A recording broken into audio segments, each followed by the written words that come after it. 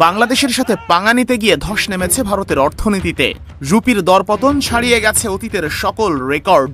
বাংলাদেশিরা বয়কট করায় কলকাতা এখন গড়ের মাঠ, ব্যবসায় লালবাত্তি। নিঃশেষ হওয়ার পথে ভারতের ট্যুরিজম সেক্টর। এই বিজনেসটা বন্ধ করে দেব। একদম পুরোটা ফ্লপ। কিভাবে ব্যবসা চলবে সেইটাই আমরা চিন্তা করতে পারছি।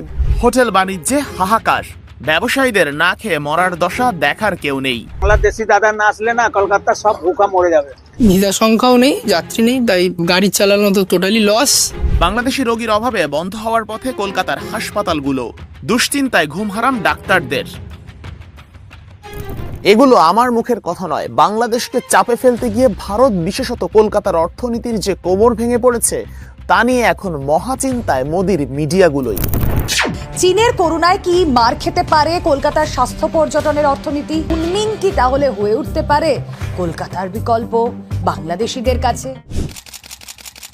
জুলাই বিপ্লবে বাংলাদেশের বিপক্ষে দাঁড়ানোয় ভারতকে ভালোভাবেই দিতে হচ্ছে খেসারত।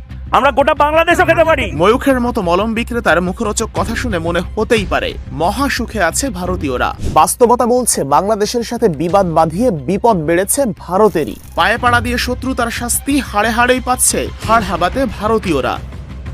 বাংলাদেশে নিত্যপণ্যের মূল্য হ্রাসের পরও মোদির গদি মিডিয়া মিথ্যা ছড়িয়ে বাড়িয়েছে বিভ্রান্তি।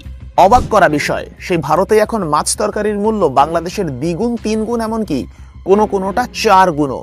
এটা আমার মুখের কথা নয়, এ তথ্য উঠে এসেছে ইন্ডিয়ান এক পপুলার ক্রিয়েটরের কন্টেন্ট থেকেই। टमाटर प्याज 70 रुपए किलो बिक रहे हैं। गोभी जो कोई मन से खाता भी नहीं है वो भी 100 रुपए किलो पे है। दूध के प्राइसेस हर कुछ महीने में बढ़ते जा रहे हैं और फ्रूट्स तो लग्जरी बन चुके हैं। টেলিভিশন নিউজে হেডলাইন, বেহাল GDP. The inflation forecast has also been raised. ভারতের অর্থনীতিতে ধস, সংসদে তুলছে ঝড়। इनकम टैक्स के द्वारा कॉर्पोरेशन टैक्स से ज्यादा पैसा इस बार देश के मध्यम वर्ग ने दिया। যে দেশের জনগণ থেকে মেইন স্ট্রিম মিডিয়া সবাই পড়ে থাকে অন্যের চরকায় তেল দিতে, তাদের কলসি ফুটো হলে খোঁজ নেয়ার যে কেউ থাকবে না, এটাই তো স্বাভাবিক। কিন্তু যুগটা যে তথ্য প্রযুক্তির, খবর তো আর লুকিয়ে রাখা যায় না। আজ ইন্ডিয়ান পত্রপত্রিকার তথ্য দিয়ে প্রমাণ করে দেব বাংলাদেশের পিছে লাগতে গিয়ে কিভাবে পেটে লাথি পড়েছে ভারতীয়দের। দেখতে হবে সম্পূর্ণ ভিডিও, সাথে আছি শেখ আশিক। জুলাই বিপ্লবের শুরু থেকেই বাংলাদেশের বিরুদ্ধে ছিল ভারত। ছাত্রদের বিপক্ষে মিথ্যা খবর প্রচার, যৌক্তিক আন্দোলনকে বিশ্ববাসীর কাছে নেতিবাচক উপস্থাপন করে গোছানো আন্দোলনকে নস্যাতের প্রাণপণ চেষ্টা করেছে মোদির মিডিয়াগুলোই। বর্তমান বাংলাদেশের শুরু থেকেও একই স্ট্যান্ডে মোদিপন্থীরা। একের পর এক মিথ্যা খবর ছড়িয়ে দুই দেশের সম্পর্ক এখন ইতিহাসের সবচেয়ে বাজে অবস্থায়। কিন্তু বাংলাদেশকে বিপদে ফেলতে গিয়ে নিজের খোঁড়া গর্তেই পড়েছে ভারত। দুদেশের দাকুমলা সম্পর্কে মুখ দেখাদেখি বন্ধ, কিন্তু ক্ষতিটা কার বেশি হচ্ছে?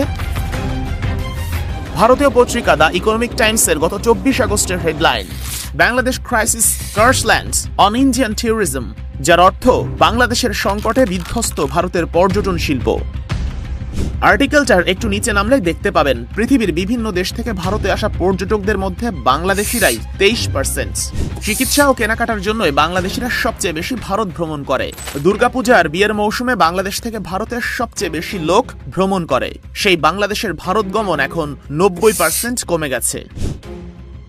ভারতের আরেক পত্রিকা বিজনেস স্ট্যান্ডার্ডের হেডলাইন, বাংলাদেশের সংকট আঘাত করেছে ইন্ডিয়ার পর্যটন খাতে। 90% বাংলাদেশি ভারত আসা বন্ধ করে দিয়েছে।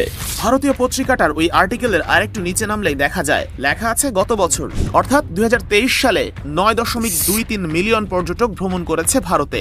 ফলে দেশটার বৈদেশিক মুদ্রা আয় হয়েছে 24,707 কোটি রুপি। আর এই টোটাল আয়ের 22%-এরও বেশি এসেছে বাংলাদেশিরা ভারত ভ্রমণের কারণে। অর্থাৎ 2023 সালে বাংলাদেশিরা ভারত ভ্রমণ করায় দেশটার আয় হয়েছে 5,559.75 কোটি রুপি। 2024 সালের জানুয়ারি থেকে আগস্ট পর্যন্ত ভারত ভ্রমণকারীদের মধ্যে সবচেয়ে বেশি ছিল বাংলাদেশিরাই। আর এখন না খেয়ে মরতে বসেছে কলকাতার হোটেল মালিকরা। ধরুন আমার মোটামুটি 28টা রুম রয়েছে, সেখানে 2জন মাত্র গেস্ট আছে। এক সেকেন্ড বসার সময় ছিল না আমাদের। এখন বসার, এই যে আমরা বসে আছি, কাজ নেই, আমার কাস্টমারের জন্য বসে আছি সকাল দিয়ে। পরিসংখ্যান বলছে বাংলাদেশি পর্যটকের অভাবে কলকাতার ব্যবসার 70% বন্ধ হওয়ার পথে। সারাদিনে কিরকম সেল ছিল আগে? এক সময় আগে ছিল 50,000 60,000, এখন এক তুলনামূলকভাবে একদমই কম। এভাবে চললে কতদিন কিভাবে মানুষ চালাবে? অর্থনৈতিক কাঠামো তো নষ্টই হচ্ছে। ভারতের আরেক পত্রিকা বিজনেস স্ট্যান্ডার্ডের হেডলাইন, সরকার বাংলাদেশিদের জন্য ভিসা বন্ধ করার পর মেডিকেল ট্যুরিজমের রাজস্ব ক্ষতিগ্রস্ত হয়েছে। ইন্ডিয়ান ক্রেডিট এজেন্সি কেআরএইচকে সোর্স উল্লেখ করে বিজনেস স্ট্যান্ডার্ড লিখেছে, ভারতের মেডিকেল ট্যুরিজমের উপার্জনের 50 থেকে 60% আয় হয় বাংলাদেশিদের মাধ্যমে।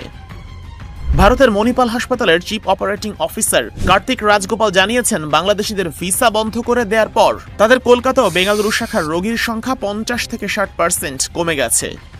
দিল্লির ম্যাক্স হেলথ কেয়ার জানিয়েছে, বাংলাদেশিদের মাধ্যমে উপার্জিত মোট আন্তর্জাতিক আয়ের 50%ই বন্ধ হয়ে গেছে। ভারতীয় হাসপাতালগুলো বাংলাদেশি রোগী হারিয়ে হাহাকার শুরু করে দিলেও আমরা ঠিকই বিকল্প পেয়ে গেছি। ভারতের বোকামির সুযোগটা ভালোভাবেই লুফে নিয়েছে চীন, কিন্তু তা দেখেও কান্নাকাটি শুরু করে দিয়েছে ইন্ডিয়ান মিডিয়াগুলোই। কলকাতার বদলে কুনমিং, বাংলাদেশিদের স্বাস্থ্য উদ্ধারে ভারতীয় ভিসার বদলে কি এবার চীনা ভিসার চাহিদা বাড়তে চলেছে? The causing up of ties between Bangladesh and China. 2023 সালে ভারত বাংলাদেশের কাছ থেকে রপ্তানি আয় করেছিল $11.25 বিলিয়ন। ওই সময়ের ডলার রেটের হিসেবেই সেটা ছিল 1,22,000 কোটি টাকা। সেই এক্সপোর্টের ব্যবসাও এখন প্রায় বন্ধ। আমাদের দেশে পেঁয়াজ এখন 40 টাকা কেজি। তারা আমাদের কাছে মাল না বেচলেও ঠিকই সবজি তরকারি মশলা নিজেরাই উৎপাদন করছি। আবার পাকিস্তান থেকে আমদানি করলেও তাদের গায়ে জ্বালা। পাকিস্তান থেকে জাহাজ চট্টগ্রাম বন্দরে এসে পৌঁছেছে, কিন্তু সেই জাহাজে কি রয়েছে